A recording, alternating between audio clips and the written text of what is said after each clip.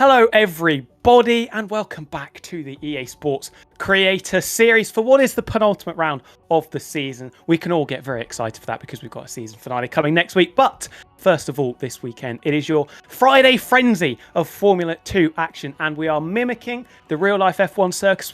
For the first time in F2, take a trip to Zandvoort, the Dutch Grand Prix. If it's anything like the 2023 Grand Prix we saw last year, with a bit of weather thrown in, this could be very, very exciting indeed. We've got some stuff to talk about, championship stipulations, some statistical analysis that can go on as well. And yeah, should be a very exciting couple of hours ahead of us. In the virtual commentary box for our action this evening, it is myself, Tom, and it is Adam alongside me. I want to ask you straight away, Adam, about the circuit. What are your thoughts and what are your expectations for this Dutch Grand Prix? Of course, for me personally, to be honest, Zandvoort is not the best racing circuit, but when we've got smaller cars with Formula 2, and of course, Formula 2 can always throw up some amazing races like it does in real life, we can definitely get a great race with the drivers I think we're going to be seeing on display. Definitely anything is up for grabs here. There's no kind of real outstanding winner. There might be a few you can pick out and put into the gauntlet, but ultimately there's not really many you can kind of take. But yeah, a lot of kind of banking. That's going to be the main thrill of the circuit, and many tight corners. The circuit is not one of the widest in the Formula 1 calendar. Of course, many tight corners, and of course will be some very fast corners, some slow corners, so a real mix around what is a very narrow circuit, and one that a lot of drivers will have to take pretty cautiously, especially with the way these F2 cars handle. I think they're a little bit more lighter and a little bit more active compared to the Formula 1 cars, so we'll have to really be careful about that one, especially going through some of these corners, which are going to be absolutely thrilling roller coaster stuff we're going to be watching. 100%. And as you alluded to a few minutes ago, we have an absolutely stacked grid, ladies and gentlemen. Lolinoba returns after, I think, 4 weeks out. We've got Alex Gillen for the first time in the F2 series as well. We've obviously got the championship fight that we will talk about with Lolinoba. Dark Viper is here as well, somehow only a reserve, but is very much in the title fight. Will we see something from Adam Sanderson? Who knows? We'll have a quick look at the championship standings at the moment, and it is very tight. F2, the first two seasons we had, we didn't go to a decider. This time, unless Dark Viper has an absolute stinker, or Lolinoba in fairness as well, we should be seeing this championship go all the way to the wire next week. Just 2 points in it between Lolinoba and Dark Viper. Is there anybody else on the list you're looking at, Adam, that can potentially mount a very late challenge? Adam Sanderson and F1 X both have pedigree. They've won races before. Dragonflies, I think, is a bit too far away. Do you think we're going to have anyone that can really disrupt what we've going on at the front? To be honest, I think it's all down to Adam Sanderson, really. He's been improving week after week after week. Every single time he hops into an F2 car in the game, he's always finding something new and really giving himself extra to push about. I'd love to say F1 Alex is in there, as well as some really good results. He's also had a lot of bad luck and a lot of things not going his way. And I do suspect that, yeah, things might not go his way sometimes. It might be one of those races, but I'm gonna keep faith with Alex. I do think that he's a good driver with a good caliber.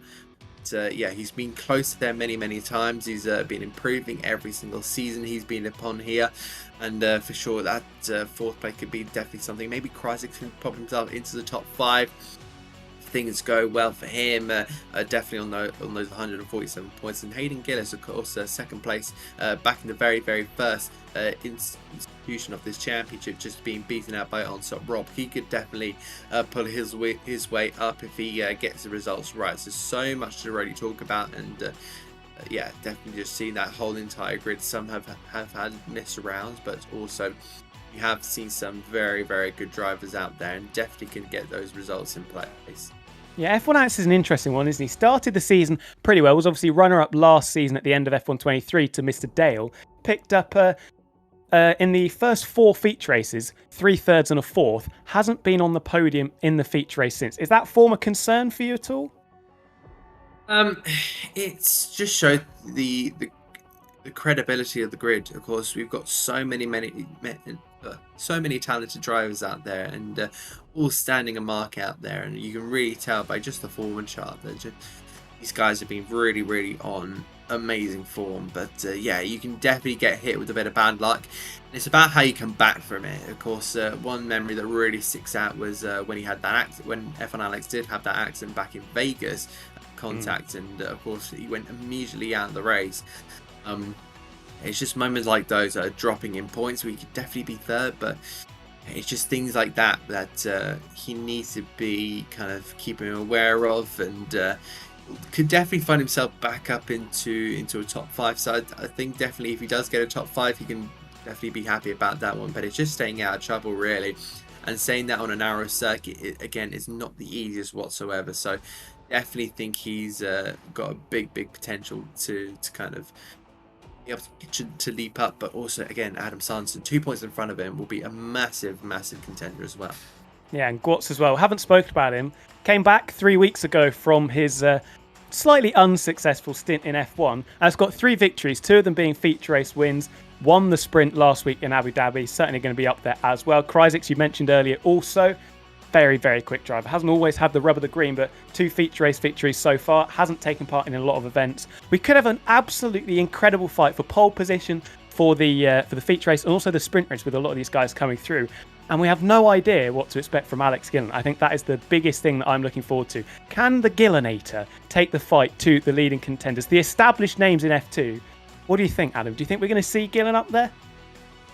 I was definitely going to think about Alex Gillen and definitely keep an eye on him in this race. Apparently he has been really enjoying his kind of recent into an F2 car, saying that the car does feel really nice and something you want to venture more into. So definitely could be seeing him as a reserve in the future. I'd definitely love to see that. I mean, we've seen Benjamin Daly, Team Armada jumping into these F2 cars, and some of the more profound Formula One drivers jumping into these Formula 2 cars, which have been so fun to watch. Of course, them jump into slower, less aerodynamic machinery. But yeah, really looking forward to seeing how this goes as we look towards 5 red lights.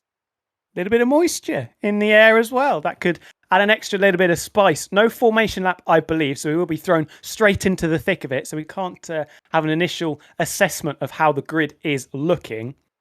I wonder if Alex Gillen will be right at the back. We'll have to... well, we can have a look at the race director, can't we? There is your grid, everybody. Alex Gillen will be at the back of the pack. F1 Scott and Gwatz are going to be in a pretty decent position there. 8th and 9th, they are in the midfield, but 2 of the quicker drivers in there. F1 Scott still looking for a maiden victory in the Creator Series. Is this week the chance for him to do it? But we're only seconds away from the start, and I think it's going to be an excellent sprint race. Wouldn't you agree, Adam?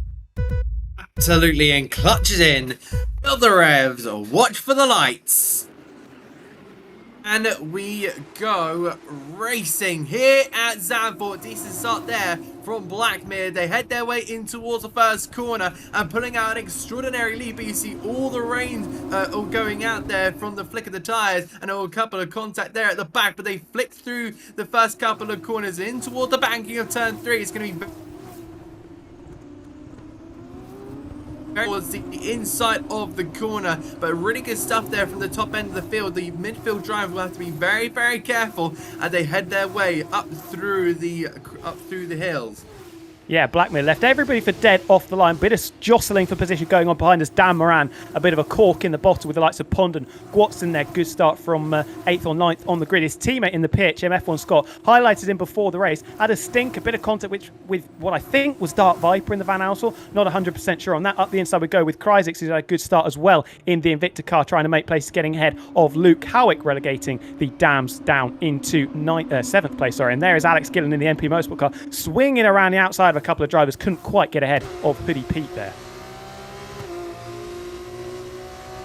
As we charge down to the chicane of 11 and 12. This is Gillen having a nosy look up the inside of Hoodie Pete. That was ambitious. Just enough racing room left. I don't think he's going to have the traction around the outside to force his way through. Hoodie Pete does hold on to 8th position there. This train still forming behind Dan Moran. Gwatz has got up into 4th. He's managed to get ahead of the Roden Carlin of Pondon. And, looking odds-on favourite, it has to be said, for a second consecutive sprint race victory. The PHM car, his teammate's still down in 12th at the moment. Got a car peeling off into the pits, I believe it was, or maybe just pulling out of the slipstream. Patterson has caught back up to Blackmere at the moment, though. So the high-tech will be under pressure from that Van Amersfoort in a moment or two. Alex Gillen with a double move into turn number 1. We could just see it on the timing charts. 17th up to what was 7th. Now back down into 8th. There's Kryzik's not going to live this one down. Look at Luke Howick there, sliding away in front of both of these two, jostling over 8th and 9th place with Hoodie Pete, a very willing spectator behind. Gillen can't quite get the traction down at the moment and will have to remain in 8th place.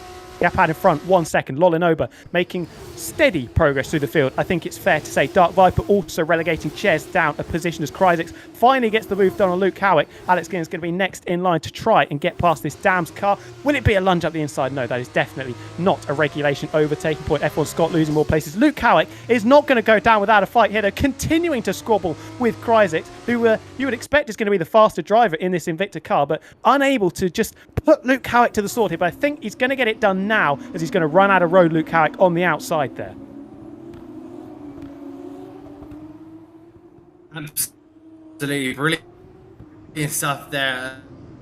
I'm just going to jump in because we're having a few mic issues with Adam, unfortunately, so I'm going to continue with this scrap as I think that is the Invicta there of Luke Howick, still trying to race incredibly hard. No, it's Kryzik's put on the grass almost by Pondon. Gwatz has got ahead of Dan Moran, is now up into the podium places for the PHM car. Kryzik's and Luke Howick cannot get enough of each other, and Alex Gillen says, I want a piece of this, as they're going to go 3 wide down into Tarzan to start lap number 3. This could be chaotic with 2 cars right in front of them also. Who's going to be brave on the brakes? Alex Gillen very late on the brakes, goes into the back of what I think was Pondon in 5th place, but Gillen getting the move done, and finally the two of them have disposed of Luke Howick. Gillen not satisfied with 7th place. He wants a couple more down the inside into turn 2. Now swing it through the banking of 3. Danny Ricciardo breaking his wrist here last year. Thankfully, no driver pitching it into the barriers on the right-hand side there. He's going to cruise around the outside of Pondon. This is brilliant stuff from Gillen in the MP Motorsport car, following Kryzik through very nicely. And next up on the hit list will certainly be Dan Moran in that Invicta. We could be seeing civil war between these two Invicta cars as Kryzik looks to get ahead of his teammate, but he's going to have to focus in his rearview mirrors at the moment because Alex Gillen all over the back of him.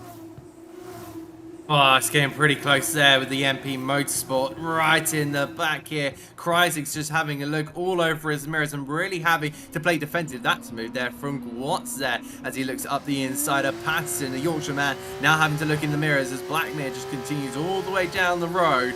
All the PHM racing car, or now should I say the AIX car, as it's now being called due to their main sponsorship kind of taking over the team, really. But yeah, Patterson really having to keep the defensive wall up here as Gwatz now continues to look. But yeah, really impressive stuff here from Alex Gillen to put himself up into 6th. Dan Moran is having to look himself in behind. Very, very tricky through the banking, probably having to feather with the throttle as it looks like now they head over the timing line. Gwatz now with the fastest lap, and look at that, right around the outside is F1 Scott and the other PHM had their way through turn 1. Whoa, Patterson! Up to P2. Patterson having a big moment there, but wow, that was a save and a half, don't you think? Yeah, Patterson getting jiggy with it on the exit there, getting overtaken by Gwatz, who's flying at the moment in these wet weather conditions. We've got a yellow flag in Sector 1. I think that's going through the bank here, turn number 3. Not sure who it is, but I think it may be Lolinoba, championship leader, going solo. Yes, down into 16th. So pressure on him with Dark Vipers at just outside the points-paying positions. Currently, that battle into turn 1 that we saw between Bristol and Yorkshire, North versus South. It was South winning out on that occasion. This is the cork in the bottle. Once again, Dan Moran with Kryzik and Alex Gillen stuck in behind them, still squabbling over 5th and 6th at this stage. Debut race in F2 Credit Series for Alex Gillen, certainly putting on a show, potentially thinking about a move up the inside there, but cannot get ahead of the Invictas and get inside the Invicta sandwich for 4th, 5th and 6th place. Absolutely, and also a personal best, purple first lap there from Gwatz as well. And that's a mistake there for Blackmere and in the high-tech car. And now that's handed the lead over to Gwatz. And now I wonder if the AIX or PHM race car, whatever you want to call it, is now up into the lead of the race. I wonder how that high-tech driver will be feeling. He's going to be absolutely livid with himself, handing that advantage over. And now having to start looking at a big possibility at this lead changing. They all head their way down towards someone. Yeah, you're right in that one. It's potential for dry tyres. Is this one, or is it going to be a straight wet change? It is dry. Big call this one. Wow, Cahone's out there. Race leader decides, you know what, I don't fancy any of this. I'll make it a little bit more entertaining for myself, sticking on the yellow stripe medium tyres, coming out in 14th. That is a huge call from Gwatz there. Respect given from me, I have to say. He drops it coming out of the pits, does he? Although we've had a lag spike backwards. I'm not quite sure what's gone on there, but he has dropped it out of the pits so well. It was a 6 of one, half and a dozen of the other shout, and it's certainly not paid out for Gwatz. No, it really hasn't. But I think it's just because those tyres have come out freezing cold. They need to get up to temperature. And yeah, Gwatz was immediately like, I need to stamp this on the throttle and get going here, because this is going to be crucial stuff if he wants to maintain the lead of the race. I saw there he started falling down the field. Oh, that's going to be Jess Bull. Jess Bull, unfortunately, she's gone off. I believe that's the same tyres. And we look back to the front of the field. Alex Gillen to the outside of the MP Motorsport, sailing like a boat around the outside of Blackmere. He has picked up the pace, and Gillen on his F2 Create Series debut is absolutely flying like a beach bird above Zandvoort. That is outrageous from Alex Gillen. You cannot do that. The confidence to just send it around the outside. Is he dummying into the pits? No, he does jump in. Adam Sanderson has left the session. That is unfortunate. Patterson assumes the race lead, and Alex Gillen is in on this lap. Hayden Gullis staying out. Remember back to Monaco, first race of the season. Hayden Gullis tried to stick it out on the wrong tyres when the rain started to fall. Will this be deja vu for the ART driver and previous runner-up of the F2 Creator Series? Here is what was the race leader, although I cannot believe that Gwatz is still going to have the race lead by the time he comes around Tarzan Corner. Dart Viper in the pits as well. F1 Scott, Hoodie Pete, Chez in there, also Blackmere. Fastest final sector. Will the advantage of being on the correct tyres manage to overweigh the mistake that was made out of the pits? We've got a Van Amersfoort Dart Viper there sliding out of the pit lane, and there is the race leader, and it's not going to be the leader of the race because Alex Gillen's managed to take it in the pit stop window. Wow. Oh, that's brilliant stuff. And I just wanted to let you know as well that the fastest middle sector, Hayden Gillis, on the wet tyres. Blackmere's gone. And there's going to be a safety car. I was going to mention that they were between Gillis and Gwatz in the middle sector. But yeah, it looks like the yellows are back in. Bit of a dip in the grass there for F1 Alex as he approaches uphill towards the right hander. Through he goes, and pretty tentative on those medium compound tires. Has to get him up to temperature.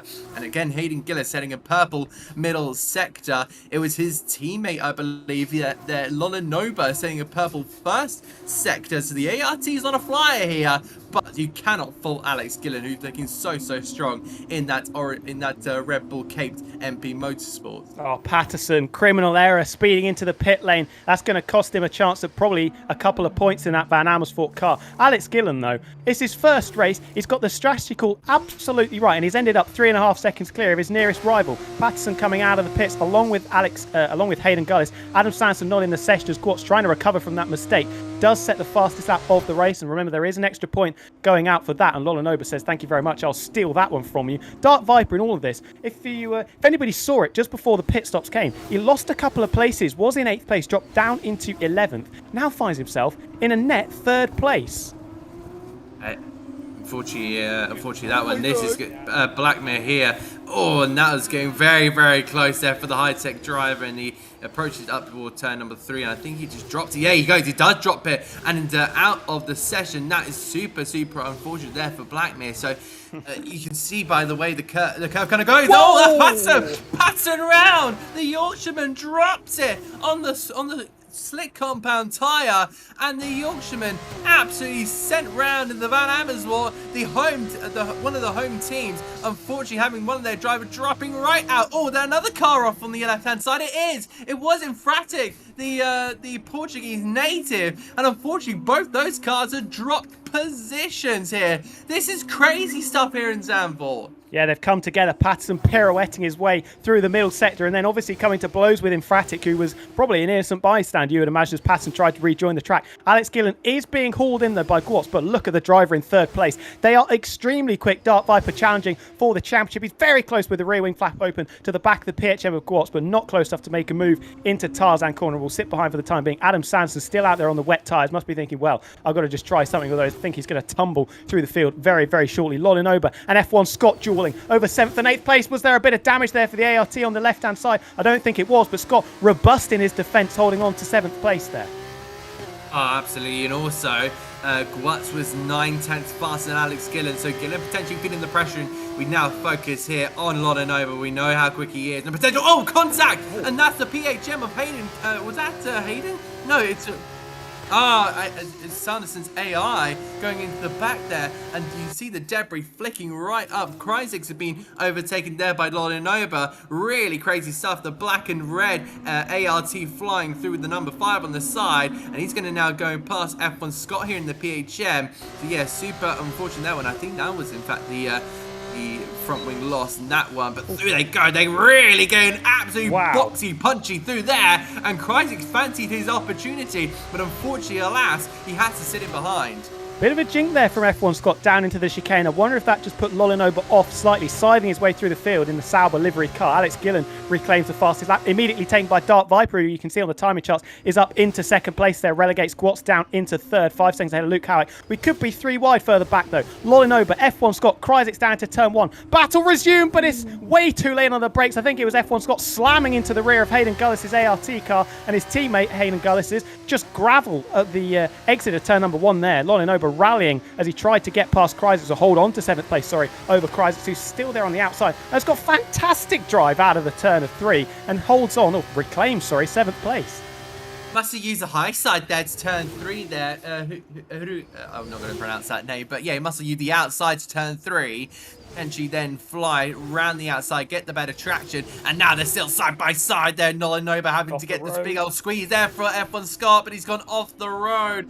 The number 16, and of course, has that wing damage from earlier, I believe, when he knocked into the back of another car.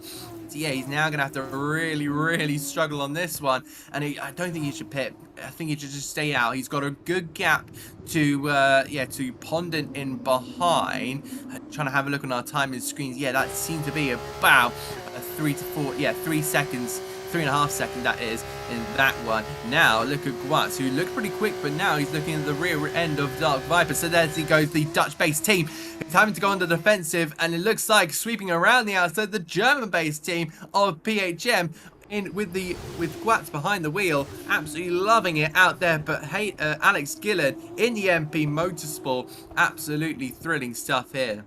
Yeah, Dark Viper rolling out the red carpet for Guats there. Wasn't interested in engaging in a silly duel over 2nd and 3rd place, trying to bank these points and try and close that gap to Alex Gillen. But that has started to grow in the previous couple of laps. This great scrap, it has to be said, for 5th, 6th and 7th continues as Lolenova trying to put one over on his teammate. 2 different liveries, but same team. Lolenova a little bit wild there coming into the double right-hander. And Guats, I think, has made an error because we've got a yellow flag. And I think that is the PHM off the road, yes, into the picket, straight across turn number 9, I think that is. And that is going to be a podium position lost for the PHM driver.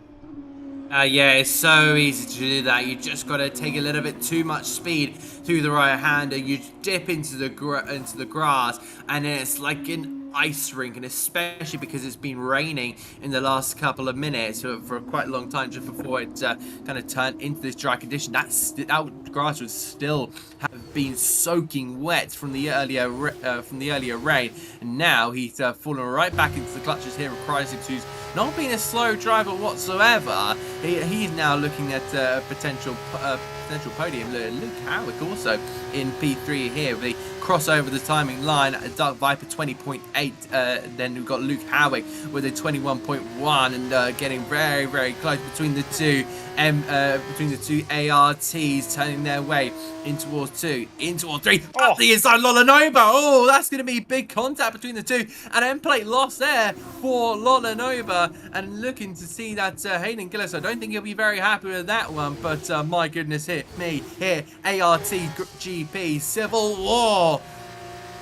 Oh, it continues there. Lodenova barging his way past Hayden Gullis. Hayden Gullis style, you could say, but Hayden trying to retaliate in a couple of corners' time. He's going to send it out the inside again. That looks way too late on the brake. Stops his car by using his teammate as a brake. Barges his way back through into 6th place. I think that was a little bit of revenge enacted there by Hayden against his teammate Lodenova, who are they're technically championship rivals. I think Hayden is probably going to be ruled out of that very, very shortly. And will this civil war that you spoke about continue down into the chicane? Are we going to see the space left? No, Hayden aggressively cuts across the nose of his teammate there. No love lost between these two. Hayden holds on to 6th place, but look at the time they've leak to Kryzik in front, who is all over the back of Gwatz, who is being made to pay for that mistake earlier. And Luke Howick is falling into his lap a little bit here, this third place. He's already got 2 sprint podiums in F2 before. Could be making a third. Gwatz going very defensive. He's going to force Kryzik over to the pit wall, Schumacher Barrichello style. Just enough space left, and Kryzik says, no, thank you, sir. You're not going to intimidate me. He is up into 4th place. Gwatz falls down another position.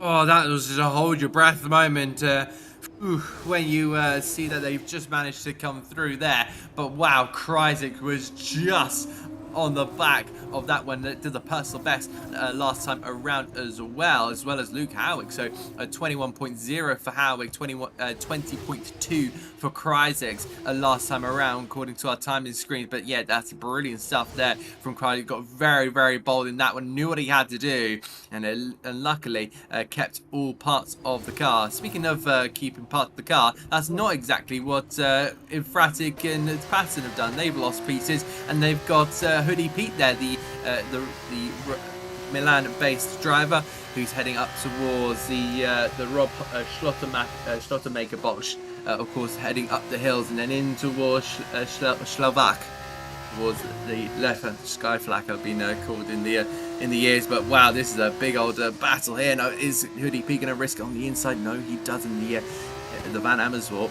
just close it back up.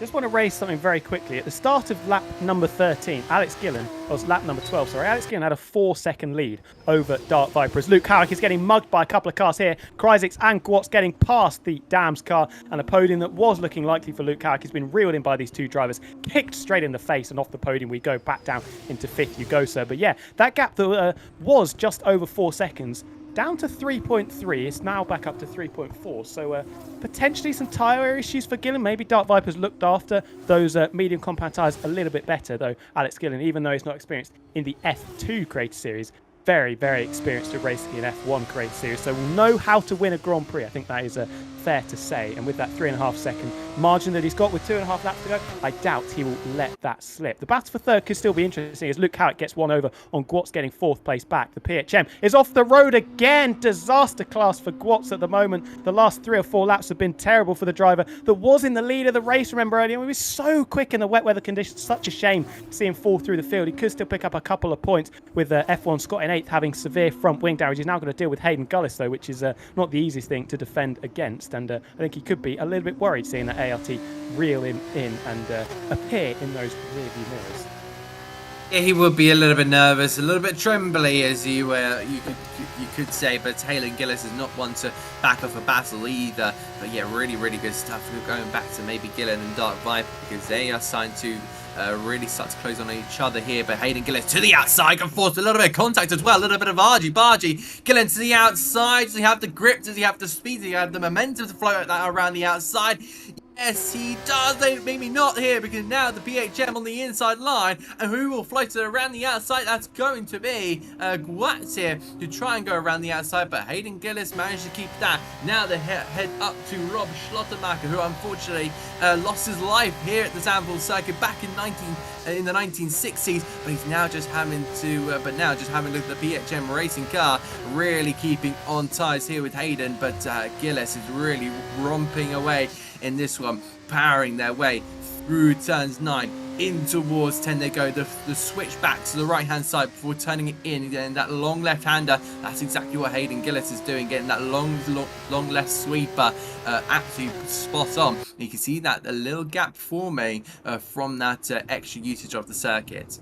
Anyone else notice the little love tap that Hayden handed out there and that little squabble between himself and Gwatz at the start of the lap? I think that was just, I'm here. I know we're good mates, but you can get behind me now, buddy. I'm going to take this position. Although Gwatz is stuck like glue to the back of him. He's going to get the DRS once again down into turn number 1 as we start the final lap of the race. Got a car going slowly, but I don't think it's a driver in contention for the lead of this race. Hayden going defensive. Dummy sold by Gwatz. We've seen that before at Brazil, sending it up the inside into Tarzan. I think it may have caught Hayden unawares a little bit, but the ART just about has the grip around the outside to stay neck and neck. Once again, the little love tap from both drivers. Is there going to be contact? No, Hayden just about has enough to hold it around the outside and maintain 6th place. This is a big duel going on, and Gwot's trying to use the cutback as we go through the banking. More contact between the two of them. I think it's more out of love rather than hate, to be honest, as we come up the hill towards the corner that you just mentioned and I cannot pronounce the name of. I don't think you're going to get around the outside there. No, Hayden does just about. Hold on to 6th, but he's drifted a little bit wide. Opened an opportunity. The letter of invitation has been sent out. Patterson picks up a penalty for speeding in the pits once again. 43 seconds of penalties. That's impressive. These two have been side by side for the whole lap at this rate, and I think they're going to continue to be. Alex Gillen's going to win the race, but we're going to have to focus on this duel between Hayden and Gwot's, and I think the ART's just about going to win out. He has absolutely done it, but Alex Gillen, he's won in F1 and a half. He's going to win in F2 in an MP Motorsport. The Dutch team have taken victory at their home back garden with Alex Gillen on debut. Doug Viper will come home in second, followed by Kreisix, and Luke Howig is an absolute masterstroke here, but who will go and get 6th place? There's Howig, there's Lawler Nova, and what about this battle here? Over the line is just Hayden by 400ths of a second, and that was the stuff of dreams. But what an amazing race, and it's still not over. Hoodie P having a tussle with Emphatic here in the last couple of moments, but overall the race has been absolutely amazing. Top tier stuff here in the F2 Creator Series. Incredible drive. Alex Gillen, you cannot do that. Just comes into F2, starting at the back of the pack, just comes through, wins his very first race from 16th or 17th on the grid. Through we go with Infrati. He was going to get the place anyway, courtesy of the 20 plus seconds of penalties Hoodie Pete had, but that was very tasty as we got over the line. Alex Gillen is a winner in Formula 2, and he did it in emphatic style. He had a little bit of help by timing the switch from the wet tyres to the dry tyres absolutely perfectly, and a couple of other drivers made mistakes in there as well, but he romped home, controlled the pace nicely, and an excellent victory. I'll be very pleased with that. I'll give him some really good confidence, you would imagine, going into the feature race in about 15 minutes time. Yeah, no, but to be honest, that was kind of what he said that gave him the win, but had to be on top of your game to notice those changes, and really was able to make that decision and run with it. Of course, that was such a bold decision. It could have very easily gone wrong. It could have very easily just been the complete wrong decision. But my goodness, yeah, he took the absolutely perfect strategy in there, and it's two Dutch teams on the podium, MP Motorsport and Van Amersfoort, both located in the Netherlands.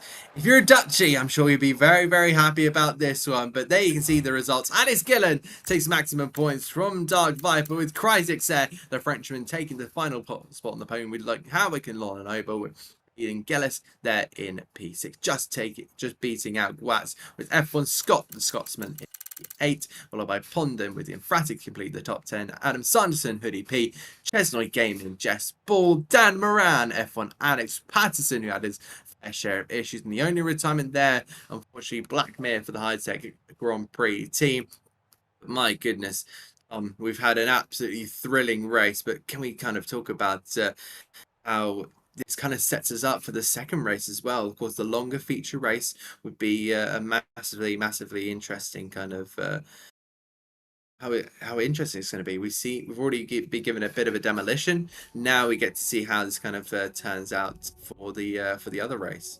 Well, we've got something of major significance. If my maths is correct, and I hope it is, I think with that second place and fastest lap, Dark Viper has just taken the lead of the championship from Lolino, but that gap was 2 points. I think it will have switched completely. I think Dark Viper will have a 2-point lead over Lolinoba. Don't quote me on that just yet, because my mental maths might be a little bit wrong. But that could be of huge significance, because Dark Viper is in a very rich vein of form. In the last, the last 1, 2, 3, 4, 5, 6, 7 sprint races, he's got 5 wins and 2 seconds. I mean, that is unbelievable form. Yeah, that's really good, and I think that's it's definitely a big kind of boost for kind of the way his form is going, and definitely can really make something happen out of that. There's some real crafty set of results going on there, and I really do think that there is some massive potential for this.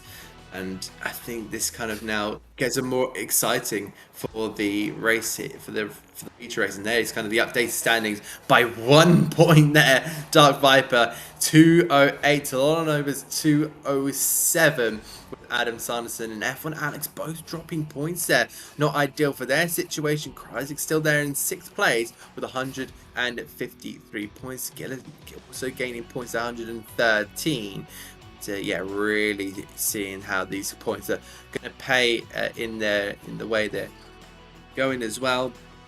Do you kind of wonder how kind of Alex Gillen can go? Could he make himself apparent on this leaderboard? There's definitely a big possibility with 26 for a win. Now, I know that sounds crazy, but of course we're going with the kind of expanded standing where you get 25 for a win. I think it's 20 for a second place and an 18 for third place. So definitely could put himself up into that top 20 on his debut, which is mad to think about.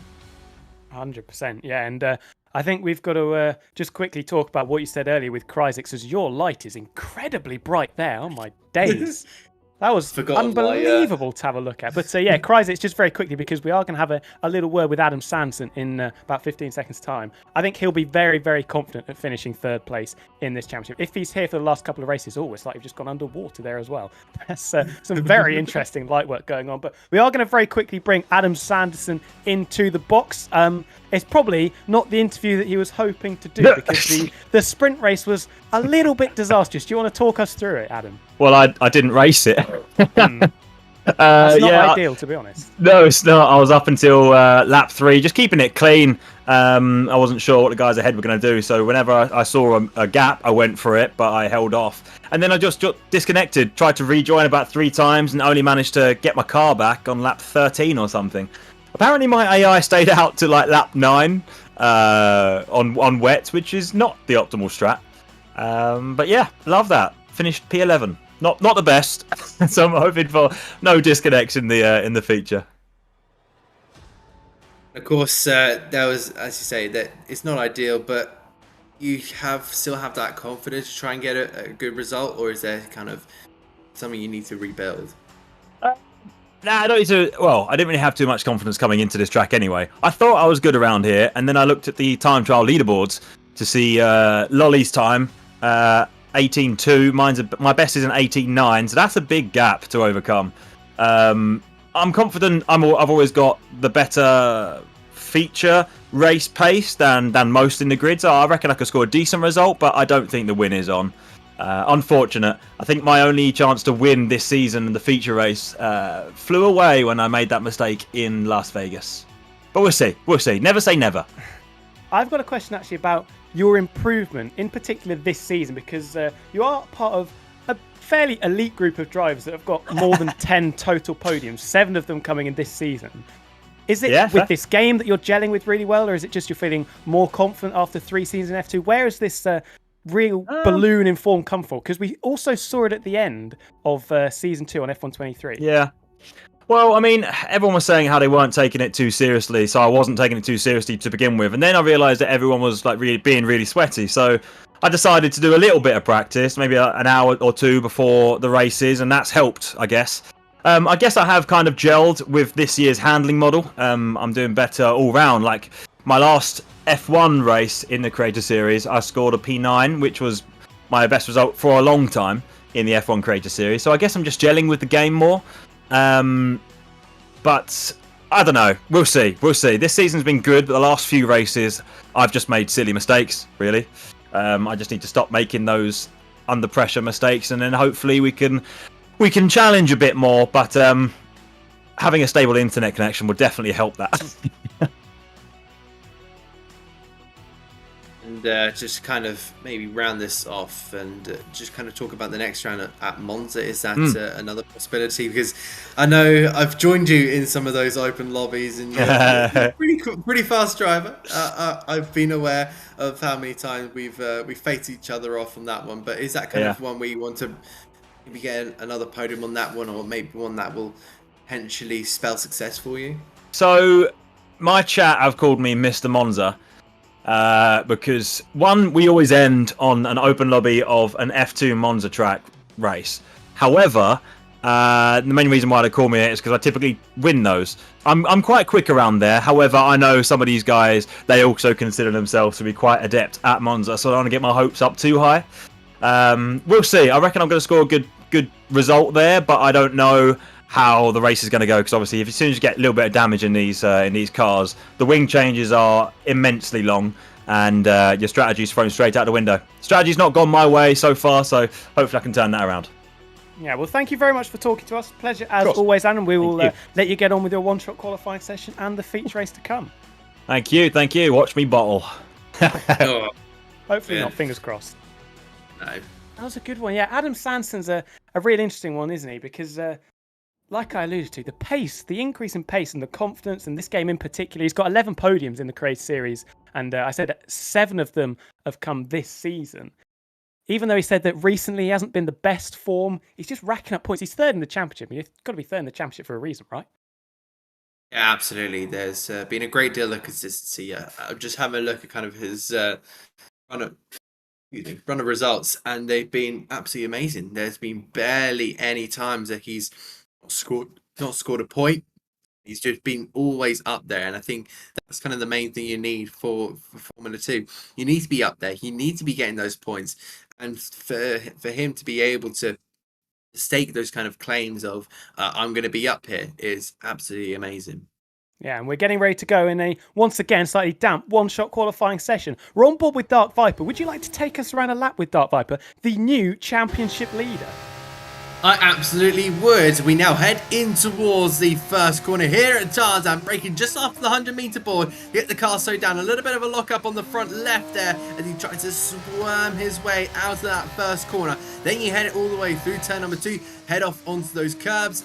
You lift off and then try and get the car turned in. Now he's going to use the low line for this turn 3 corner, and they head up toward the sand dune. And you have a little bit of a left before full power, and then up toward the left. You may have to play around with a little bit of throttle. You head up towards Rob Schlottermacher, and then in towards this long left-hander. This could give you a lot of time here.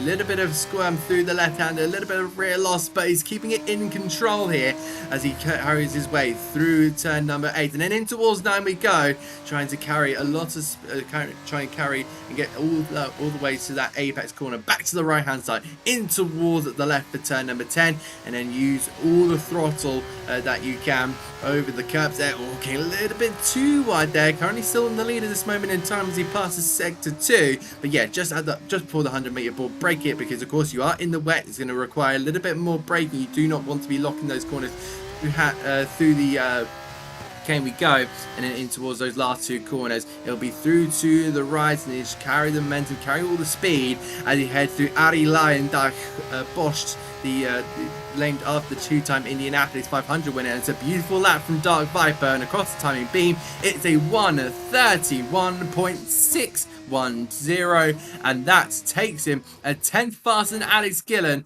on this qualifying lap. And Infratic deciding to go the opposite way around. I'm not sure if that's right, Infratic. It's not quite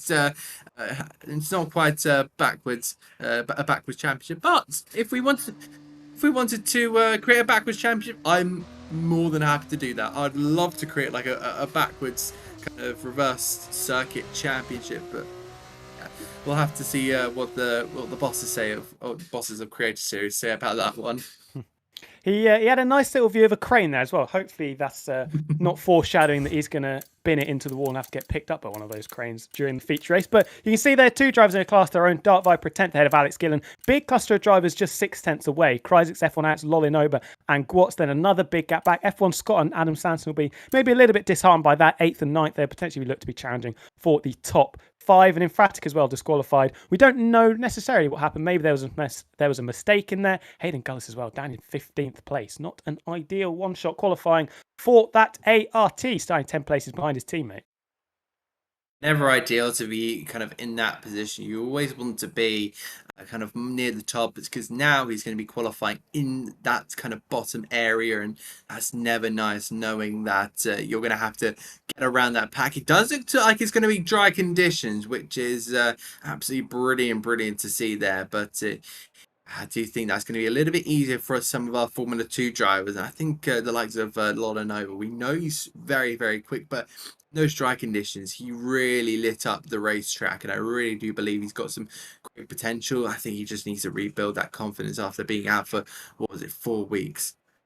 Yeah, I mean, it was one of the most dominant starts to a season we've ever seen. I think 7 races, 5 feature wins, 3 sprint wins, and 2 second places in those features as well. I think this might be the lowest he's qualified because I think he got 6 pole positions or 5 pole positions in those races as well. So an excellent qualifier. A little bit down the order here in 5th, but we'll certainly fancy his chances. Alex Gillen also will be licking his lips at having a clear run down into turn number 1. But we have 5. Well, we didn't have 5. We've got a formation lap. We've got a formation lap. We weren't informed about that, everybody. I was going, why'd the green light come on? I don't know what was going on there. But we are getting going. It's Dark Viper and Alex Gillen. Anyone else, Adam, as we go through the first couple of cores of this formation lap, you are looking at as a potential disturbance to the leading duo? I think F1 Alex could have a good potential, but of course on those soft tyres, he's going to try and charge his way through. So that's kind of where his plan is at this moment in time. I think Alex Gillen might be able to get a decent start, but that's the only problem. Can you get a good start in these F2? They require a bit more rev from the F1 cars, but you just have to start cooling away just that little bit, and then you get to really power down the throttle. I think I spy with my little eye, by the way, down in 18th place. A certain Tim McMardick has snuck his way into this F2 outing. This should be very, very interesting with Ben Stein down in 18th. I saw it earlier. I saw that he joined the session. Wasn't sure if that was just for meme purposes, just to try and put a couple of spanners in the works. But yeah, if he performs like he did last week, then he'll be probably out of the session pretty sharpishly. And he's got to deal with Emphatic and Hayden Gullis within 3 places of him. So good luck to him at Marduk. Absolutely. It's nice to see him returning to the F2 Creator Series in this one. But I'm really looking forward to seeing how he can do in that beautiful orange MP Motorsport, which again, the Dutch team have a second representative alongside Gillen. He's partnering his...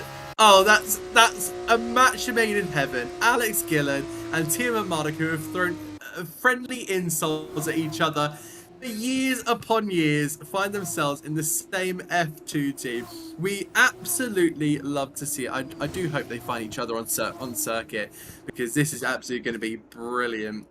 Oh my goodness me. I'm relishing in the possibility of these two. We looked at everyone trying to get in their grid position. Some have been very wayward trying to get...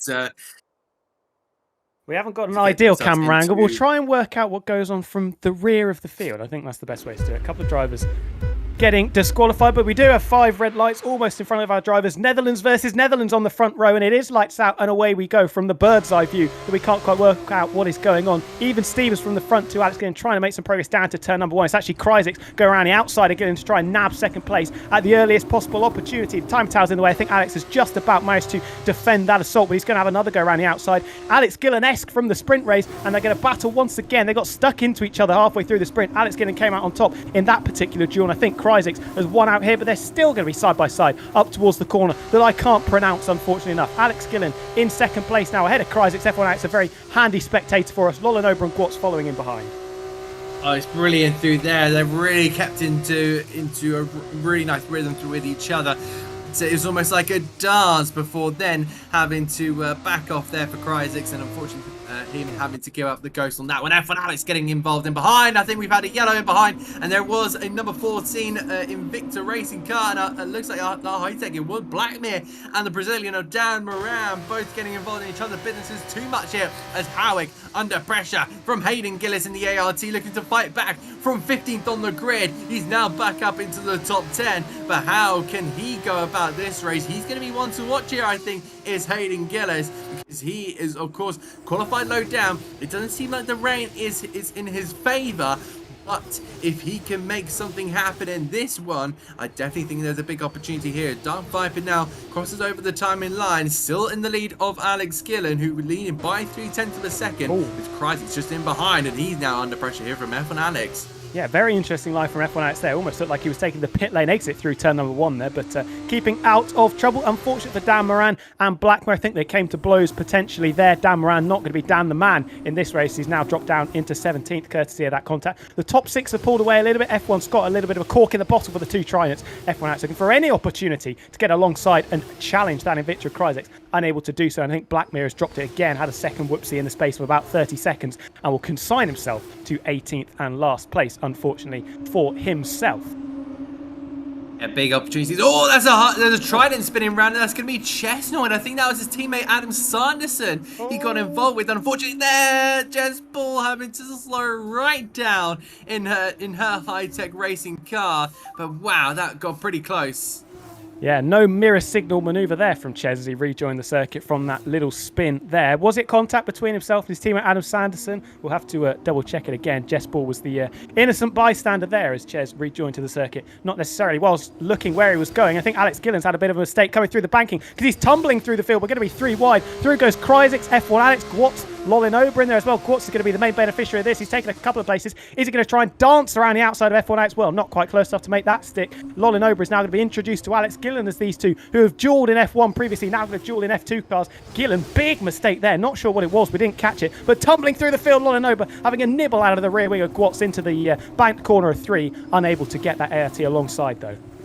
End plate damage there for Alex Gillen. So he's had something happen between him and another driver, but now it's going to be down to Dark Viper to take the lead in this one away with Kryzek in behind. Looks like F1 Alex is not able to get any performance out of those soft tyres, and looks like G-Watts, lol, G-Watts, in the PHM, now having to look right in behind F1 Alex.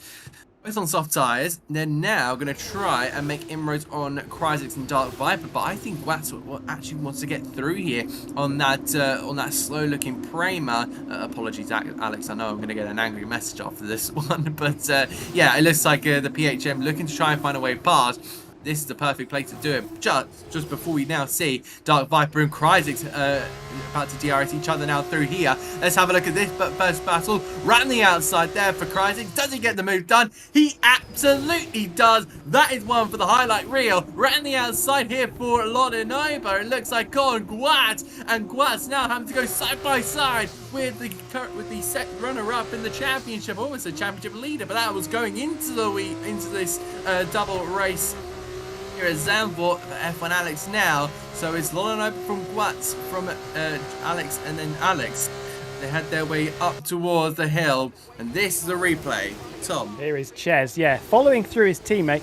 Big lunge up the inside. That's never going to work, Ches. Unfortunately for him, he drops from 9th down to the back of the pack. Is he going to use those mirrors? Well, we didn't quite see if he was looking to see where Jesper was. But unfortunately for Ches there, bit of an ambitious move. Didn't pay off for him. He's got to go again down in 14th. Lolinober, though, it's crunch time for us. That's F1 Alex. A weird spin. Got on the power way too early. Way too ambitious, trying to keep up with Lolinober and Gwatz in front of him. And he's thrown himself out of the main contention for a podium here. Huge disappointment for that Prema. Oh, I think it's a little bit of frustration there for F1 Alex. Of course, knew he was involved in a big old battle. Now he's having a look at his teammate Hoodie Pete there, but he's fighting up with the big guns, a lot of number of Gwatz, and that's Adam Sanderson.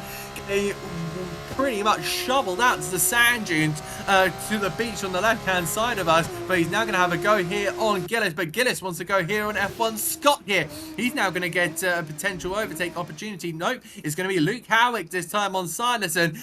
And it's really ruffling up the field, shaking all about here, and really changing up the leaderboards on the left-hand side. Battles all around the circuit, and this is what we absolutely love to see here on F2 Creator Series. Yeah, F1 Alex spat back into the pack, right into the path of his teammate, and the two Premas might be about to duel for 12th and 13th. Those soft tyres are going to be screaming for F1 Alex there after that spin. He'll be hugely disappointed. Returning to the front, Kryzek sticking like glue to the back of Dark Viper, shadowing his every move. That gap still just over, now just under 310. Back over it, make your mind up. Two drivers out in front. And then Lolinober, they haven't really made much of an impression, unfortunately. So the 6-car scrap we thought we were going to have, one of them's been eliminated by a spin, and the trio behind, it's sort of stabilised, hasn't it? 1.7, 1.8 seconds. And Gwatz looks pretty intent on trying to get past Lolinober. The other PHM, though, is under pressure coming into the chicane, though, with Luke Howick and Hayden Gullis all over the back of him. But F1 Scott just about holds on to 6th place for the time being, although with that DRS, I think he could be a little bit vulnerable down the straight and into Tarzan. Super strong defence there from F1 Scott, but he's got a big name in Hayden Gillis, a Formula 2 regular in this series. But a bit wide there from the Scotsman, allowing Hayden Gillis to sweep right on through and they head their way down towards Tarzan. And now that's going to be an opportunity there for F1, for Luke Howick there, to have a look to try and maybe get a move, but Sanderson's going to be there. He needs to be a little bit careful, squeezing back through those, so potentially Sanderson got a little bit too tail happy, and unfortunately had to back out of that move there this time around. This battle really heating up. Last time around, it was just about, it looked to be just about... yeah, it looks like Alex Gillen, Hayden Gillis, my apologies on that one, fastest out of this entire pack here, followed by the dams of Luke Howick. So really good stuff there. We look back to Crysics here, but Dark Viper did a best personal best last time around, a 20.9 last time around, compared to Crysics' 21.1. Does look like that Van Amersfoort is going to potentially try and take away this victory from the Norfolk-based team. Yes, the lead changed hands on the previous lap. Dark Viper, I think, is probably going to try and get this lead back as they DRS train each other to try and keep themselves away from Lolinova Gwatz and Alex Gillen, who's doing a very commendable job, it has to be said, with that front wheel damage we saw, and he might be on the move. Is he on the groove into turn number 1? Decides to stay behind. We've got a car off in the middle sector. I believe that may be Ches again going for a spin, although it might have been Pondon actually in 16th. Yes, it was the Rodin Carlin falling through the field after a spin into the chicane. Lolinova now nearly 2 seconds off the back. I think Gwatz is also starting to struggle on those soft compound tyres. The same can obviously be said for Hayden and F1 Scott. And F1 Alex, who also made a mistake on that previous lap, lost a couple of seconds into the pits, decided he wants to get rid of those tyres and put on those mediums. Very interesting on that one. Of course, tyre strategy will be coming into this, and a lot of drivers picking that medium tyre just so it can go that extra mile, and then they can use everything on the soft tyres when they get round to making that pit stop. Of course, with these tyres, they're a little bit more of a harder compound compared to what you'd see in Formula 1. So these can go an extra little bit of different. They can really withstand a long period of time. Of course, you can really see that these tyres are being worked around the Zandvoort circuit, especially in those banking areas. And Alex Gillard now looking at potentially getting an overtake on the AIX racing car of Gwatz here. They power their way through Addy Line, that corner of virtual safety car, and I wonder if this will be an opportunity for any of the soft tyre runners. And Gillen pits, Gillen into the pit. That's a bold call and a half. I don't think he knows whether the tyre rule is going to come into effect. I don't think he can get to the end on the soft tyres anyway, to be honest, looking at the pace that Gwatz has got, but front wing change as well. That pit stop, if I'm correct in my knowledge of the Formula 2 rules, pitting under the virtual safety car, does not count, and nobody's told him that. So maybe if someone in his chat, if we're right, of course, I think that could be quite a big mistake from Alex Gillen there. He was all over the back of Gwatz. I expected it to be the other way around, to be honest. Gwatz struggling on the softs. He was going to be the driver that peeled off into the pits to... well, no, I don't know what I'm saying, actually, because you can't pit under the virtual safety car. Ignore all of that waffle from myself. Alex Gillen's just in the mud a little bit there. Oh, dear. Yeah, Gillen in the mud. Once again, I'm sure Team Marduk, after he realises this, he'll be absolutely relishing in that. Speaking of Team Marduk, down there in P10 for the MP Motorsport team, finds himself ahead of his teammate. Not doing too bad, but he's. I wonder if he's hoping for a little bit more, if he's kind of happy of where he is. He is on the back of Infratic. These two have raced many times. Gillen Radio. Yeah, oh, whoops. It doesn't say on the window. I think that is a very fair point. It should probably tell you, what are you doing coming into the pits? DRS enabled, and I think Infratic's been caught napping there as Tiamat Marduk's going to sail up the inside there. Poor reactions and poor restart for the dams of Infratic, and Tiamat Marduk has been released because he's been sat underneath the rear wing of that dams for a few laps. Can now try and progress up to the group of Hayden Gullis, F1 Scott, Luke Howick, and Adam Sanderson. Devon Butler Gwatz, who has not had a particularly good VSC period either. Now 2.5 seconds off the back of Lolinova. I think we could be expecting that PHM into the pits any time now. That is not the PHM that I was thinking that was going to come into the pits. So it's F1 Scott, not Gwatz, into the pits, and this is the first regulation stop of this race so far. So he's going to be making that first pit stop onto a set of, looks to be medium to compound tyres. So yeah, off those soft tyres. I think that's the right call here, just to kind of prop it just before the middle, so you get that longer tyre going for longer and not going anymore on those absolutely screaming soft tyres, saying, get me out of here, I can't do any more laps. And now the medium tyre will be really starting to heat up there for F1 Scott, and he'll get to go again. Meanwhile, Dark Viper at the lead of the race. We've had a win for MP Motorsport so far. Can we get a win for the Van Amersfoort team? Both Dutch teams be on the top step of the podium if this happens. So Dark Viper will be, I'm sure, knowing for his sake that the Invicta racing car of Crisis will be all over the back of him. I wonder how much he's going to be defending as they head through Arie Luyendag, Bosch, and they head through the banking corner, and F1 Scott on the radio. F1 Scott coming in. We've got a yellow flag. We've got Dan Moran, who's off once again in the Invicta in the first sector, spinning it back onto the circuit. Second sector, sorry. F1 Scott thinks he's coming a lap early. His teammate is coming on this lap, as is Hayden Gullis behind. I'll be honest, with my assessment, those soft tyres don't look particularly strong. I have to say the mediums, I think, look like the better race tyre to be on. Scott's into the pits along with Hayden Gullis to get rid of those red striped tyres and go mediums till the end. Alex Gillen with the fast lap. He's going to be ahead of these guys, courtesy of pitting under the virtual safety car, but of course has to come in once again. Just something that I noticed as well, Lolinoba closing up a little bit to the leading duo. That could become a trio in a few laps' time, especially if Lolinoba goes for an undercut and manages to get himself within that 1 second window. Big gap back to Luke Howick from third to fourth, though. What do you feel, Alex Gillen? You've just gone up to 8th place. Do you go to pretty much towards the end of the race, then make a pit stop for the fastest lap? I wonder, could that be an option for Gillen in the MP Motorsport? Because, of course, he's going to have to make another stop. We know that he's going to have to do that. But, yeah, a big potential of maybe sticking on another set of soft tyres and going for a fastest lap. Though, do with that what you will.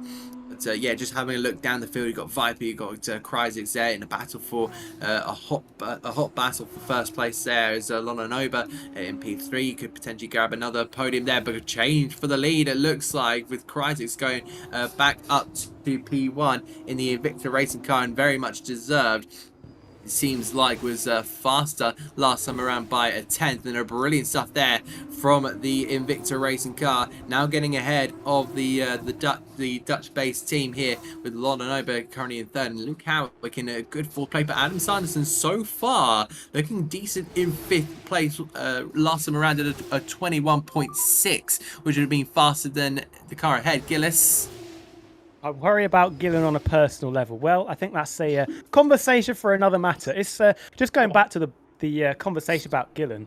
I feel like he's probably just going to use the soft tyres for as long as possible and then get on another set, because he doesn't want to be wasting time, losing time once those tyres have gone past the optimal window. I think he can probably go, if he came in on lap 15, he's quick enough to make those places back. He'll be on fresher tyres, he'll be on faster tyres. So don't discount Gillen for a very decent haul of points in this race yet. Yeah, he's definitely still up there. He's still within a great shot. He's got Infratic in front of him, who, of course, is still learning the ropes here in Formula 2. But, of course, he is still being given those opportunities to kind of race in these F2 cars. Of course, open lobbies are a big opportunity. And, of course, if you count these as, like, main races, you definitely can do other leagues here. Big move there from Sanderson to put himself up into 4th place there. So brilliant stuff there from the Trident to head up past the dams of Luke Howick. And there were 21.8 there from Sanderson last time around. That's faster than Lolinoba last time around, but it's still a little bit slower than our front two as well. So he's currently going for that top 3, but if he can get past Lolinoba in the time remaining, then definitely he's got to go all out for that one. I think Lolinoba's struggling. That gap that was 1.7, now 2.7 seconds. Dark Viper and Kryzik, they're able to save each other's tyres as well with the DRS training and flip-flopping of position they're doing. So I think Lolinoba's just been given an impossible task of trying to catch 2 very quick drivers without the assistance of any DRS. So it could be a pretty lonely remaining 8 laps or so for the former championship leader because Dark Viper already has the lead and will extend it if it stays as is. Dan Moran in the pits. We saw Hoodie Pete picking up a 10-second penalty for corner cutting. No idea where he would have got that because there's not that many corners that you can really cut here. Hayden Gullis getting past him into turn 1, but he has lost out a little bit in the pit stop window, Hayden. He was 2.5 seconds, I think, behind Gwat's in front. That's now over 5. Dark Viper's the first to blink, and Kryzix may have been left out to dry here a little bit because his two main rivals have decided now's the time to blink and jump in for those soft compound tyres. Yeah, Lolanova's jumped in as well. Luke Howard has also jumped in. I wonder if Timo Mardik is also going to jump in as well. We'll watch that kind of over, and he's actually gone for another lap here. So it looks like Kryzix, Sanderson, and Timo Mardik are going to go for another lap here. I'm not sure if that'll pay dividends in this time around, as Dark Viper now exits on those soft tyres ahead of Gillen and Infratic. So that's a brilliant place to put himself into. 2 seconds behind Timo Mardik, so he knows that he's not going to be an issue potentially this lap around, but also will be on the next lap if Timo Mardik does not decide to pit. Then he'll have to play around with this one. But Lolanova looks to be absolutely stuck here behind Infratic and Gillen, who are both on I was going to say on quicker time, but they're technically on U's. Lolanova still has to get those up to temperature here, Tom.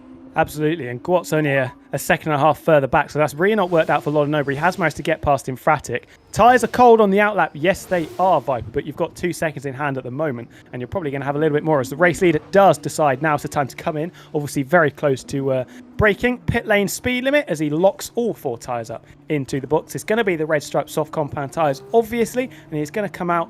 Well, it might be pretty close with Alex Gillen, to be honest. 2 seconds the margin. I don't think the undercut is potentially that strong. We've got a yellow flag for a Prema off at the chicane. I wonder who that is as Tiamat Mardik gets past his old sparring partner of Alex Gillen there. That's going to be no love lost between those two. Ben up into second on the road, but still yet to make a pit stop.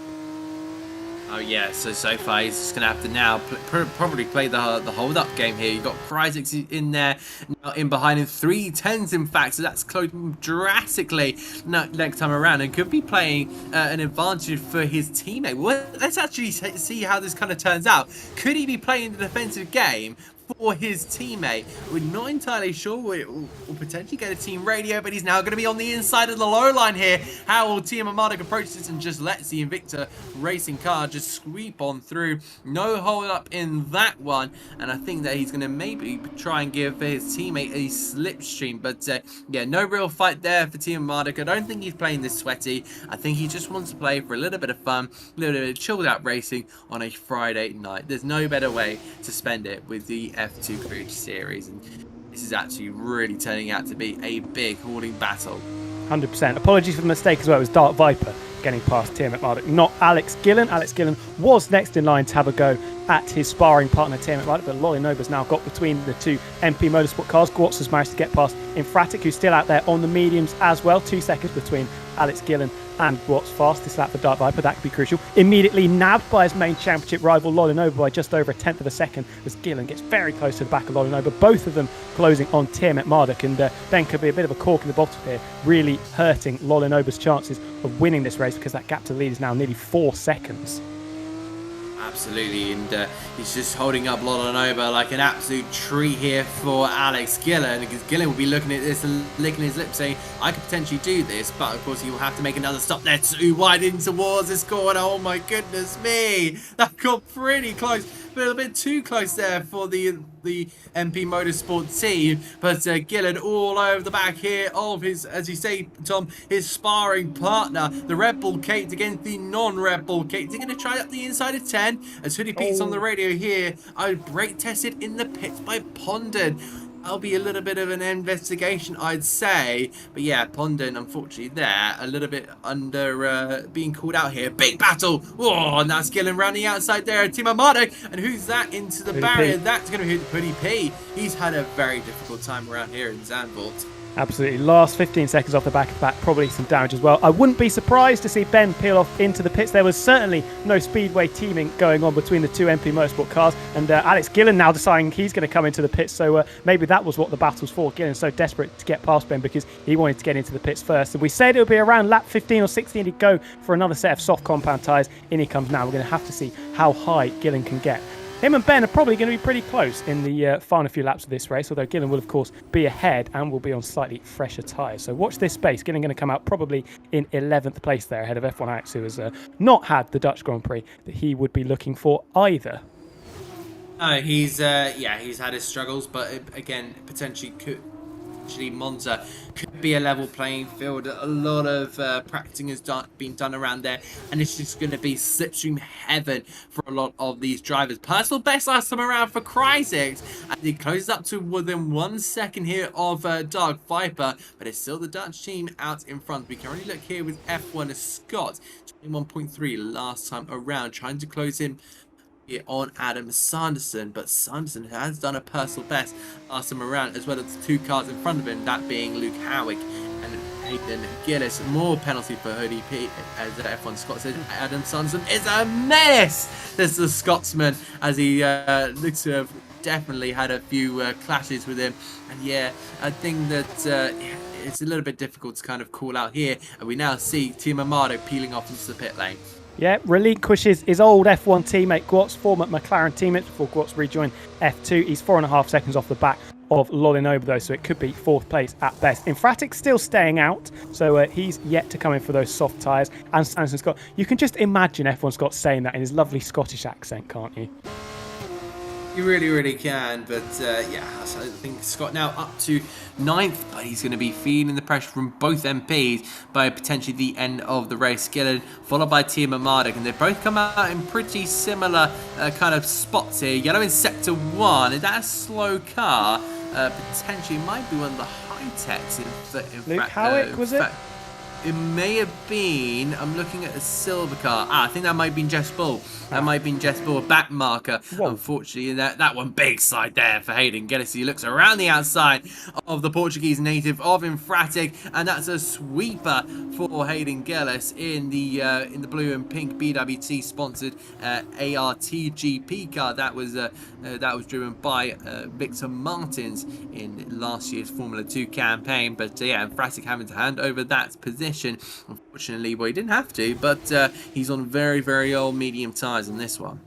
3 to go, and we've got to look at that battle for the lead as well. That is hotting up 0.3 the margin between Cryzix and Dark Viper. It's the Invicta currently holding the lead of the race, but Dark Viper will be looking for any opportunity, trying to leave it as late as possible to minimise the opportunity that Cryzix gets to try and steal that place back. I wouldn't be surprised at all if we see a drag race through the banking on the final lap. Infratic still staying out and squabbling with Hayden Gullis, but I think the Downs on very, very old medium tyres is really going to struggle here. Hayden doesn't want these fights. He wants to get away from the likes of Luke Howick and Adam Sanderson, who are on the soft compound tyres, remember. So Hayden trying to protect this 5th place here will be a decent result in a season that hasn't quite gone to plan at times for the ART drivers. So Infratic just a bit of a hurdle that he's going to have to get over and try and keep behind. Absolutely, so really starting to try and pull away from that kind of gaggle of cars and onto the back of Gwatz if possible. But yeah, it looks he's like got back past him. Hayden's lost a couple of places. He has. Hayden's off the road. Potential mistake there, and it has been a mistake here, Tom. Yeah. Big shame. Hayden, he was feeling the pressure from Fabio right underneath his rear wing. He's lost out to Luke Howick. He's got a lap Kramer that's trying to pass him. That'll just make him feel even worse about his situation. He'll be seething under that helmet. Are we going to see a change for the lead, though, as we cross the line to start the penultimate lap of the race? Lap car getting out of the way. Dark Viper putting his cards on the table as he sends it up the inside into Tarzan. I don't think he's quite got the momentum and the speed to get ahead on this occasion, but he's certainly shown that he is willing to battle this very hard between himself and Cryzix for this victory. He's going to have to sit behind for now. He's got a couple more opportunities to get this win on the final lap of this race. Infratic's still staying out, so he's going to be pitting on the final lap unless he's going for the disqualification race, not using both tyre compounds. He's just, I think, trying to be a bit of a menace, as F1 Scott so beautifully put it, to Hayden Gullis. Adam Sanderson just a second and a half further back from those two as well. Getting super close in this one, but kind of where would you want to make that overtake with Dark Viper? Do you want to make it on this kind of lap this time around? Do you wait until that first corner of Tarzan? Dark Viper on the radio. I'm going to let him go. Final lap or bust. This is what we're talking about here. Cryzix versus Dark Viper. He says he's going to let him go, and I think that could be the right strategy call, because you've got that long right-hander of Adi Leindash, and into Tarzan you go. You've got that whole long straight with your DRS enabled. Let's watch this here. DRS enabled now. for the Van Ameronville. The black and orange will go up against the team from Norfolk. Invicta Racing now. The blue livery gets closer to the outside. He goes, and Dark Viper looks for the lead of the race, but it looks like it's just going to be the Invicta with a little bit of an inch in front. Through they go, in toward the left and through to the right of Gerlach Bosch, and in towards the long left-hander here, banged, and then they'll fly back up the hill, through into the dunes and up towards Rob Schlottermacher Bosch, and they hit their way through. There it is, that was the corner, and then in toward the long left-hander. They'll carry all the speed here, but Dark Viper just doesn't seem to be getting enough speed here. He's running out of time left in this one, and they head their way through 9 and 10. Where do you make the move now here, Tom? Well, he's only got a couple of opportunities left. The first one is going to be down into the chicane with the helping hand of the rear wing flap, but I don't think he's quite close enough because remember, the DRS isn't that powerful in Formula 2. I don't think he's quite going to make the inroads. He's gaining ever still. Would it be an audacious lunge on the brakes? No, locks up both the front tyres. We've got a car going slowly in front. I think that might be Jess Ball, who's had another little mistake in the high-tech last place. She's sideways. She could disrupt the battle for the lead. That was almost a chaotic moment there. This is it, though. Last chance saloon for Dark Viper, but he's wide through the penultimate corner, and that is going to allow Kryzex to be comfortable through the banking for the final time and to cross the line for Invicta Racing. It's another win for Kryzex in Formula 2. Brilliant performance with Dark Viper, just 6/10 of a second further back. The former championship leader, Lolin Ober, will come home to finish in third with Gwatz chasing him down, but in the end, still 3.5 seconds off the back of them. Dark Viper, did he miss his opportunity? Should he have gone for it then on the penultimate lap? There wasn't many opportunities here, Tom. I think that he had his opportunity down towards Tarzan. Then, of course, when he missed it, it was just a little bit of frustration there. Limits way too hard, and here is his team radio. We went for points. I wasn't sending it. So he remained settled on that second place. He didn't want to take any opportunities, and of course he had that opportunity through Hans Erich Bosch, the chicane, but I think it's just a little bit too tough. He would have to have absolutely sent it, got the elbows out, and potentially had a bit of contact involved as well, which is never not what you normally see. Oh, big accident there at the end of the race. But yeah, I think that was all down to Kryzex. We knew that after Hans Ernest Bosch the chicane said, but we thought there was an opportunity going through Ari Leindak, but of course the wide moment there for Dark Viper unfortunately ended the run here. But I think we can definitely say, me and you, Tom, we've had an absolutely phenomenal race here at Zandvoort, and it really showing that the Formula 2 cars do produce so much action. They're slightly smaller, more spec cars, but there you can see the French flag will be on the top step of the podium. The Invicta Racing uniform on the top step in 3 different countries will be presented on this amazing podium. The silverware is lifted for the team from Norfolk, and they'll take that back with absolute pride. But big stuff for the championship as Dark Viper as second place, but Kryzex taking a big victory to his name. Yeah, very important. Not in the championship fight, but showing some very, very good pace once again. And like you said, excellent race. The sprint race was a lot of fun with the weather involved as well, and we delivered a very exciting feature race as well. 2 leaders we saw over the line, Lolin Ober in third, picking up another podium in just a very short F2 career. Luke Howick, very, very good drive as well to take 5th. Hayden Gullis was in the wars in his battles with Infratic late on. F1 Scott almost got past Adam Sanderson over the line. They were separated by just 200ths, and then it's the MP Motorsport boys, Alex Gillen with that strategical blunder coming home in a slightly disappointing 9th, then Tim McMarlett coming through from 18th to finish 10th. Infratic F1X, Ches Pondon, and then somebody else who was 15th that I cannot quite remember. Rounding out our point scoring finishes, Kryzex also getting the fastest lap. It was Blackmere, started 7th, got involved in that first lap skirmish with Dan Moran. Never could really quite recover. Yeah, so definitely some difficulties for some, but elation for others. I think the ones that a bit of a tough race definitely need to take a visit to the beach nearby to Zandvoort. It's only a couple meters away, not even a 5-minute walk. But I think a beach refresh would be what is exactly needed for them. So definitely, one kind of needed for those type of drivers. I just kind of wonder. Kind of leads to going into Monza, because there's going to be a load of stories going into Monza. There usually is going into a Formula 2 weekend, but It's amazing, and also the penultimate round for the real Formula 2 Italian Grand Prix. So really looking forward to both of those, and we'll be drawing in some brilliant commentators for that amazing finale. Yeah, that finale for the very first time in F2. Make sure you are around next Friday, because it's going to be very, very exciting. Gloves were well and truly off, providing both of them are here, of course, because that would be incredibly anticlimactic, I have to say. We are going to try and conduct a couple of interviews. Should we also, very quickly, while we wait, give out a driver of the day performance? Do you have any nominees, Adam? I think there was some very, very great, very good racing. I think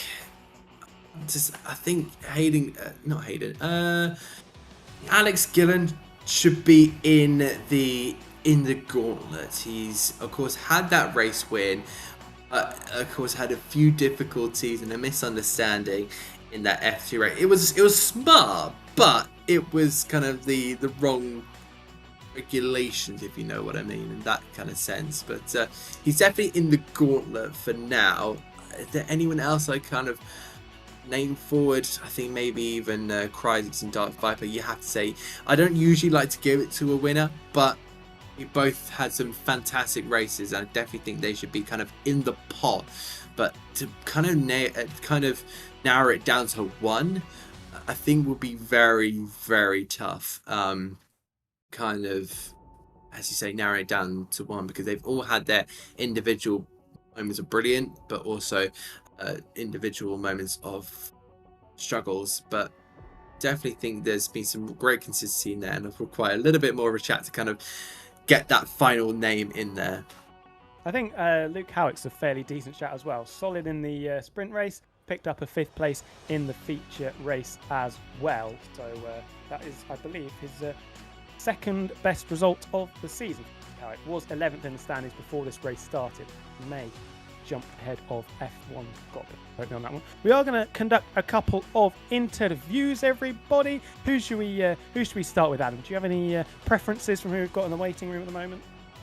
Let's choose Lon and Ober. I think he's done absolutely brilliantly after his 4-week break. Lolin Ober, good to have you back in the virtual commentary booth. First of all, welcome back. And how was it out there on the Zandvoort dunes?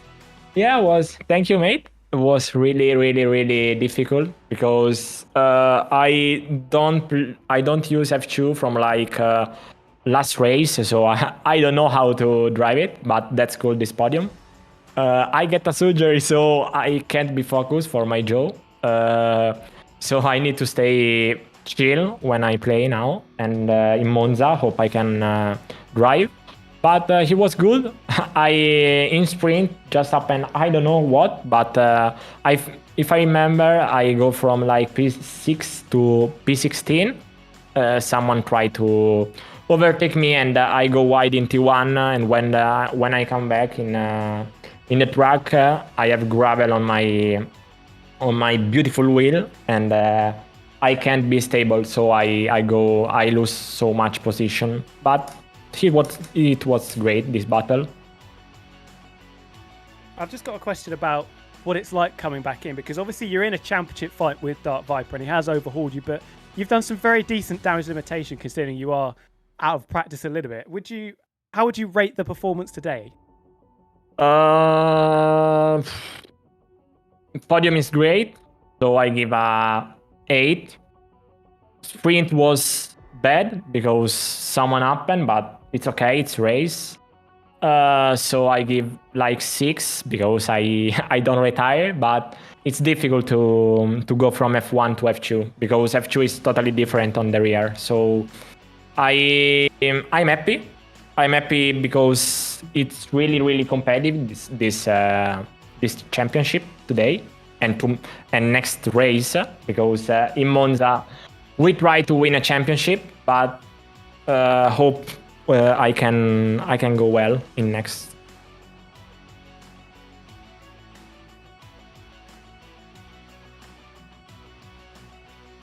Adam, anything else you want to add? apart from going onto Monza, there's not really much. So I'll kind of ask, Monza a circuit you feel confidence at? Of course, it is potentially a home circuit for you, so you kind of have that buzz of being around Monza, and will that give you a bit of a boost as well? I really like Monza.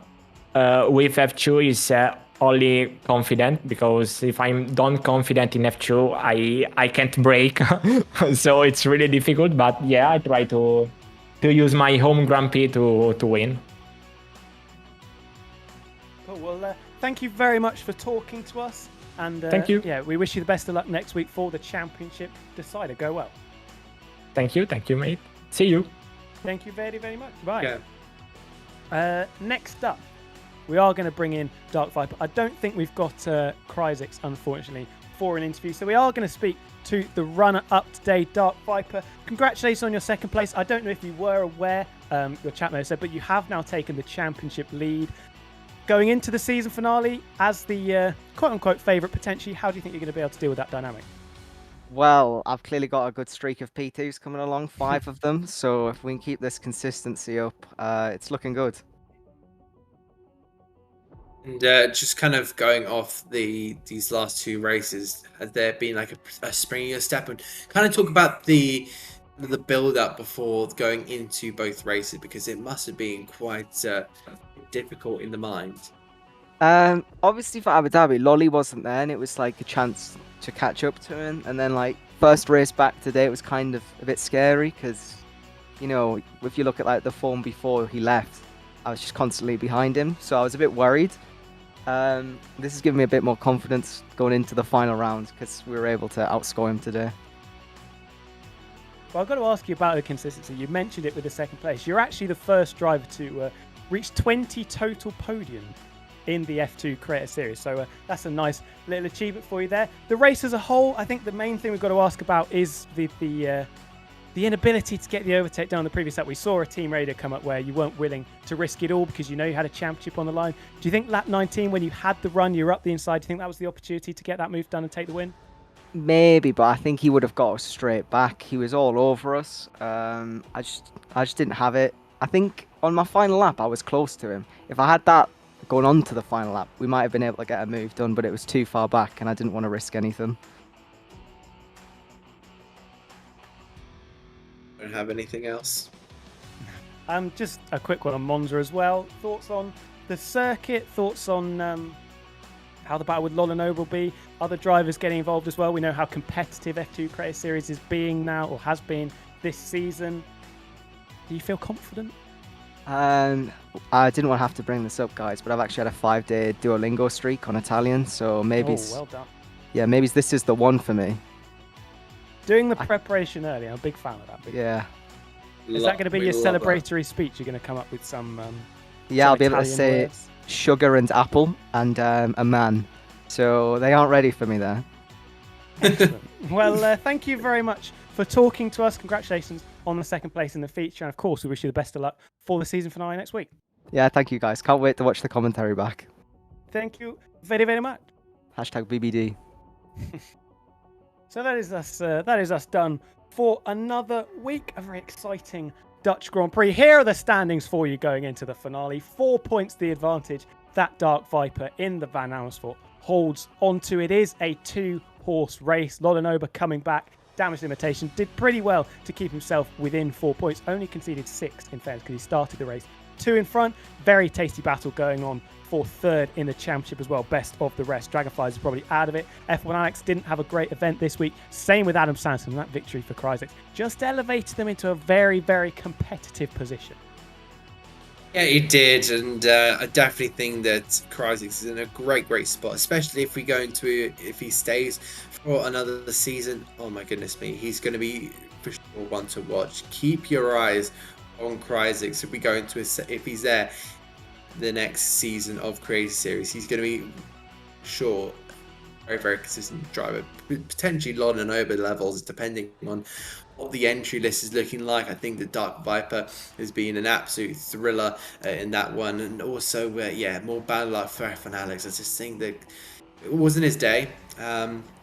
I think that it will kind of spur him on to potentially try, and get a championship victory. But it might be that some drivers just don't like moving up to Formula One. They find it a little bit intimidating. They find it a little bit sweaty. They find it's not for them, and they'll just fall back into the F2 Creator Series, which is, of course, feel like vastly different from the F1 experience you get in the top tier. But a big potential for Alex potentially next season. But I feel like I hope it's not going to be a Ferrari situation of next year's our year and it kind of dies out after the first half of the championship, but or the second half, whatever, you kind of go on that Ferrari wave. But yeah, there's definitely some drivers up there improving, but that championship is going to be mighty close. And also, Isaacs, I think, is definitely going to throw his hat in the ring. He is nowhere just going to sit back and see a championship contender and say,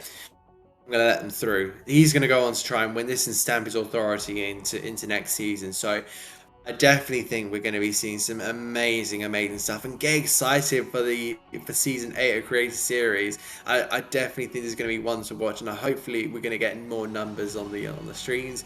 There's such potential with this, and hopefully I want to see more rookies as well. I want to see more people getting involved in this one, and really just seeing how they kind of get along and what content we can create out of it, because this is kind of the main thing with Creator Series. We make content out of these races, and what kind of thrills the people, get the numbers going as well, and get what people want to see out of these guys. 100%. Next season's going to be fascinating, but we can't go to season 8 just yet because we've got a championship to decide. And like you said, Kryzix is going to be involved. F1 Alex, Adam Sanderson, you would imagine, will be right up there. Gwatz as well. Didn't get the podium, or didn't get the win, because he's won first 3 weeks that he's been back, of course, but won a sprint race at Monza previously. It was his first win in the Creator Series. And if we get the likes of Alex Ginn and Tim McMardikin as well, we could have a barnstorming finish at the Autodromo Monza circuit. But that is all from us this week. Before we go, can we kind of mention the potential F1 relegations? I haven't looked at the standing for F1. There's no playoffs. I don't know if people that are watching, and this is just some massive shock that we brought upon everyone right now. No more playoffs. So no promotion, no relegation. We won't be having that end of season event that we saw previously. Which is a shame, but I'm sure that there'll be something else that is being cooked up in the background. Sounds interesting. Yeah, so thank you everybody. Thank you everybody for watching. Yeah, it's been a pleasure as always. Anything else you want to say there, Adam? No, just to kind of see how this kind of grows and how this kind of materializes in the next coming season or two. Yeah, just definitely keep an eye out and one to watch for sure. Absolutely. Thank you everybody for watching. Check out the F1 not next week. Tomorrow, you could see El Reguri become champion for the very first time in the F1 Creator Series. Thank you everybody for watching, and we will see you next time. Goodbye.